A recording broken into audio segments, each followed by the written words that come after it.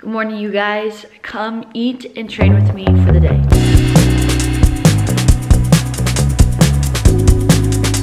It's perfect.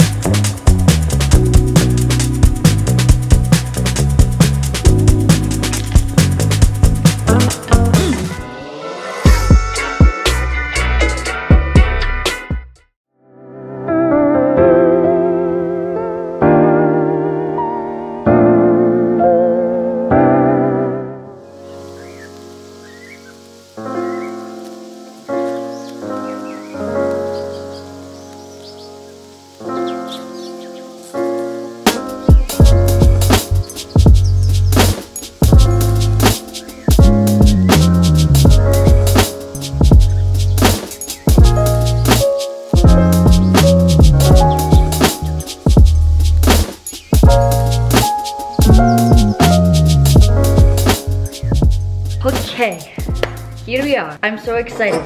I have this every single day. Literally every single day. 2 pieces of turkey bacon. I've been making an egg over easy. Sometimes I'll do all of my eggs over easy if I'm wanting a lot of runny yolk action, but this time I wanted a side of some scrambled eggs. So I did 1 full egg over easy, and then I did 1 full scrambled egg with 1 full egg white just for some extra protein. This is like my savory and then the dessert. It is what it is. My breakfast has dessert, so I just needed the balance of savory and then sweet. So then I have oatmeal with cinnamon. I put water in it, pop it in the microwave for a minute, then I add dark chocolate chips, usually almond butter, my favorite honey almond butter from Walmart, but we're out, so I just have normal peanut butter, which, then some sort of berry, but today it's strawberries, flax seeds, and then I just wanted some fun in my life, so I put some rainbow sprinkles in there, because I bought rainbow sprinkles the other day, and I still haven't used them, and I was like, hell, let's put them in the oats. So here we are. And then this is just normal, plain, ceremonial grade matcha with some hot water. Health, baby, health. And I really, honestly, love this breakfast more than anything, just because it keeps me full for so long. Yum.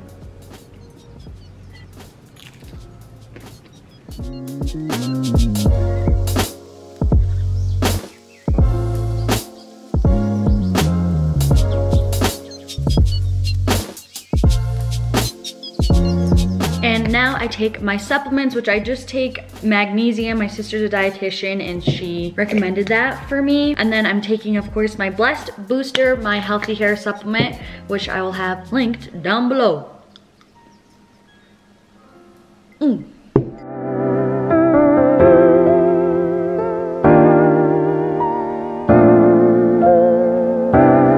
Hello. So I'm currently filming another video as I'm filming this Eat and Train with me for the day. And so I'm doing a little bit of baking, and I just made this like banana bread skillet situation from a recipe that I saw on TikTok, and I just had a piece, as you can see here. So freaking good. And I'm making some chocolate covered strawberries for my dad, and I'm going to have one right now because this one was a mess up, so. There you go. All right, it's like 3 o'clock. I'm finally having lunch. And I had like, clearly I've been snacking. I had like 2 or 3 dark chocolate covered strawberries. Definitely was licking the chocolate and stuff out of the bowl anyways. And then I had another little piece of that banana bread skillet situation. So that was kind of like my carbs and fats and whatnot. Like I don't really have an appetite because I'd been snacking on that, but I really need to get some protein in. So I'm basically just having a taco salad. It's just 97 3-ground turkey, romaine lettuce, cilantro, and tomato. That's literally it. We don't have any corn or avocado, or else I definitely would use that. And if you can't already tell, I don't track my calories, obviously.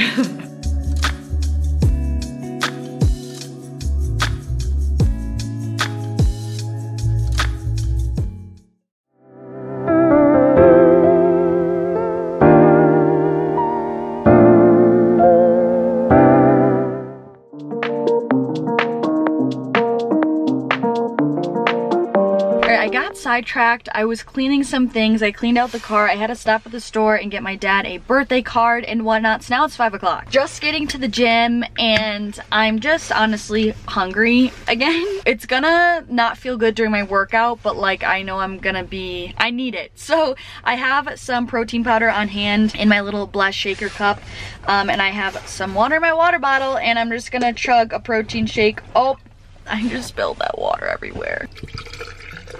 Okay, just spilled water all over me.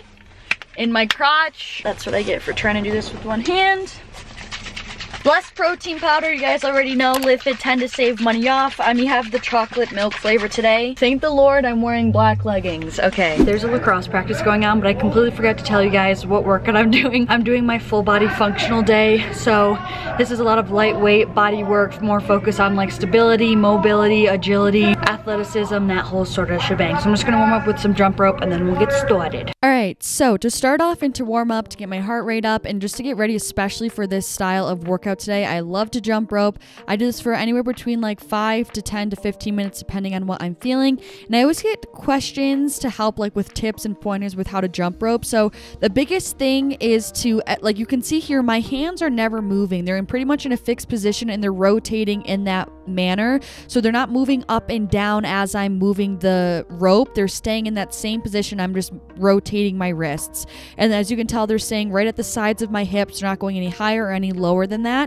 And another big thing is to not double bounce. You want to keep your rhythm and do only singular jumps each time. And I think that just really comes with practice, honestly, and just learning how to get the rhythm down. But the biggest thing that I feel like that's super important is to make sure that you're not moving your hands. And then from there, it's kind of all just practice with footwork and finding your own personal rhythm with it. Like I said, this is my full body functional circuit day. So it is circuit style and I do it in an EMOM fashion, which stands for every minute on the minute. So essentially I'm going to give you a certain number of reps to do with a certain exercise and you will have 1 minute to complete those assigned number of reps. And then whatever time we have left within that minute is your rest time. Then once the next minute begins, you will start the following exercise. So here we have 8 different exercises and we're completing the circuit for 3 different rounds. So I have a timer set and as soon as it begins, I will start that first exercise, finish the number of reps, whatever time there's left is my rest time, and then I will start the next exercise when the next minute begins. So our first exercise here is 10 to 12 dumbbell snatches. So this is a great full body movement that we're going to start with. So you're coming down into a nice deep sumo squat pretty much. I have about a 15-pound dumbbell here, I believe. And as you come shooting up from that squat, you are going to utilize momentum here and bring that dumbbell up towards the sky. And you're going to do 10 reps on each side, always pushing up through my heels again in this squat. And this is going to be targeting definitely our lower body as well as our upper body. That's why this is such a great move to start with. Keep that core nice and tight throughout the whole movement. So like I said, 10 to 12 of those. Then you're going to rest until the next minute begins. And now for this next exercise, you're going to need to watch the clock, but you're going to be doing 35 seconds of jumping step-ups. I love this movement just to get more of a heart rate factor in here. So you're essentially just jumping up on that block and you're doing alternating steps. I keep a nice forward lean to keep my center of balance and just gravity in a more grounded, neutral space so I feel more stable throughout this whole movement. So again, you are now resting for the remainder of the minute. And for minute 3, we're moving into 12 to 15 push-up to 2 mountain climbers. So you're going to do a push-up, an incline push-up, I guess, on the block. And after each one, you're going to drive those knees up towards your chest for 2 mountain climbers. This is great, especially if you need more of a progression into push-ups. This incline is going to make it a little bit easier for you as opposed to just flat on the ground. Since the block is kind of only so wide, this is more of a narrow grip push-up. My elbows are closer towards my side, so it's going to be slightly targeting more of a tricep, have more of a tricep emphasis. And like I said, you're always shooting those knees up to your chest by squeezing your core and getting some even greater core engagement in this move. That was my first time doing these and I absolutely loved them. Now moving into more of a lower body focused movement, we're doing 20 kettlebell swings. This form is really similar to what I always say about an RDL. Especially here, it's really important to pretend like there is a board strapped to your back. The only hinge here is in your hips, and there's going to be a slight knee bend just to honestly slowly protect your knees and also to help shift more of a focus to your glutes. So you're essentially going to be utilizing momentum a lot throughout this movement. You're swinging that kettlebell back and then squeezing your glutes, driving up through your heels and exploding through your glutes in order to drive that kettlebell up and forward. It's really, really, really important to make sure that you're driving through your heels on that move. So now moving into some core work, we're doing 15 to 18 full body crunches. I never really know what to call these, but I'm using a dumbbell here, just a 10 or 12 pound dumbbell, I'm not sure. I also give ranges here just because it's going to vary depending on how quickly you were able to work through these reps. So that's why I'm giving you some rep ranges here, because sometimes it varies per round for me depending on how many I can get through and still have adequate amount of rest time. So basically just doing a full body crunch or a toe touch, whatever you want to call it. I'm making sure that my feet don't ever touch the ground, and when I come and lift my legs up, I'm trying to lift my shoulder blades off the ground and reach for my toes with that dumbbell, always pulling my belly button to my spine to fully engage my core and my TVA to shift more focus to my abs, and so I feel it less in my hip flexor. For minute 6, we are doing 10 rows to an RDL. So this is great for our whole posterior chain to have an exercise to target that. So with the row, we are obviously targeting our back, and then with that RDL, we are hitting our glutes and our hamstrings. So for the RDL portion, we're driving up through our heels. We're only hinging at our hips here, keeping that back nice and flat, our core tight. And then for the row, we are basically just driving those dumbbells up towards our hip, towards our sides, keeping our elbows tight to our sides, and really squeezing with our lat muscles here to bring those dumbbells up. I have about 20-pound dumbbells in each hand here. This is a great little complex. I also really liked this. Next, moving into a more athletic, faster paced, faster tempo movement, we're doing 30 seconds, again watching the clock, of rotating toe taps. Sometimes I struggle with this one, so just have grace with yourself here, but this is really for athleticism, agility, really working on footwork here. So you want to try to make sure that you're keeping your eyes up throughout the whole movement, constantly staying on the move. You're not staying stationary in one spot, and really always trying to make contact with the ball. This is such a great athleticism movement here, and like I said, again for 30 seconds. This will also get our heart rate back up again. And the final station of this bomb freaking workout, I actually really like this circuit. It was really fun, honestly. Like, these exercises were fun for me. I did 10 to 12 ab rollouts. So basically just going to get on your knees and do an ab rollout for as low as you can, as far down. Again, keep that core nice and tight, your belly button pulled to your spine, and you're trying to contract your abs to pull yourself up from being in a lengthened position. These are killer. They're awesome. They always get my core sore because they really target your whole entire core, and it's just a really phenomenal exercise. So that's it. Like I said, we're doing 3 rounds of this for 8 exercises. You can rest a little bit longer for like 2 minutes in between each round if you would like, and then repeat for a total of 3 rounds altogether.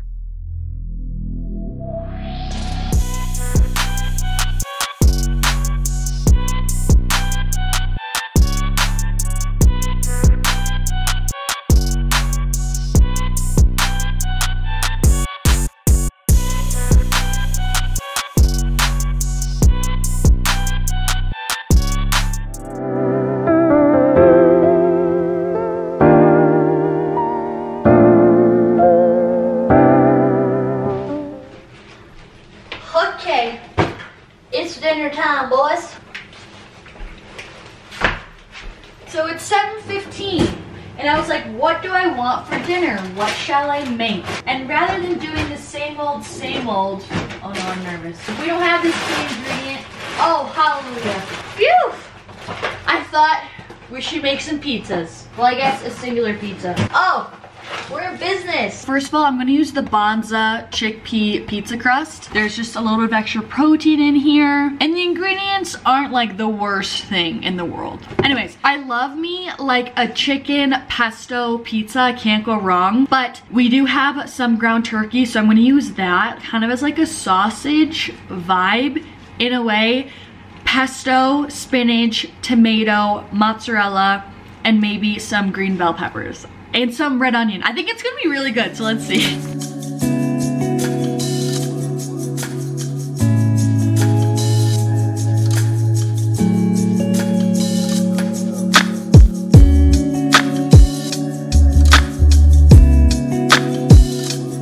Alright people, I just threw the pizza in the oven to start to cook while I brown up some meat, because I just don't want to throw on raw meat right on there, you know what I'm saying? Then I'm gonna put the meat, the ground turkey, on the pizza with the spinach, just to like let them both cook a little bit longer at the very end. And I'm having a couple pieces of watermelon as an appy. I cooked the meat till it's like almost done, and now I'm gonna throw it on the pizza right now with the spinach.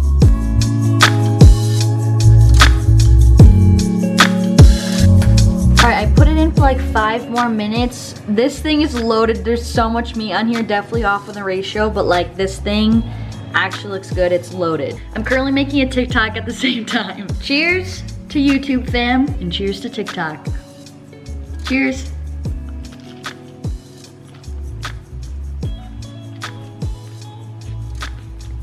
Wow, I outdid myself. You guys, genuinely, this is so good.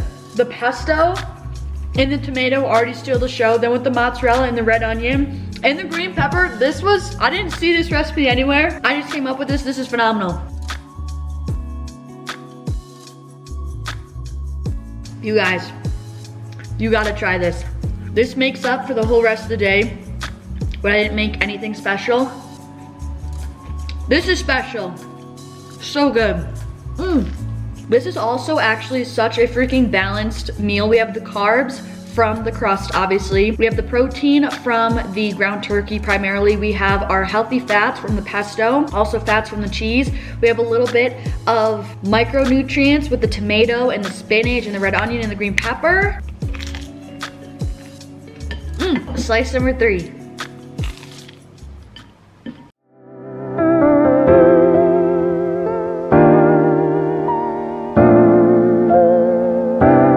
Okay, it's a little bit later now. It's like 9 p.m. You guys knew I'd be back for dessert. If you guys thought I was gonna leave without having dessert, you gotta be new here. I never skip dessert. So I'm having the ugly, messed up version of my Snicker dates that I made earlier today. So it's just a date with peanut butter, crushed almonds, and some sea salt, and then dunked in dark chocolate.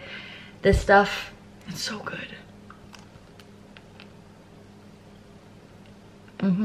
It's perfect. That's it, you guys. I'm calling it a day. Thanks for joining me today. Hope you guys enjoyed. Try out that pizza. Try out these Snicker dates. Try out that workout. Lots of things to try. Thank you guys so much for watching. I really appreciate you guys. I'm sending you so much love. And hopefully I'll see you in the next one. Peace out.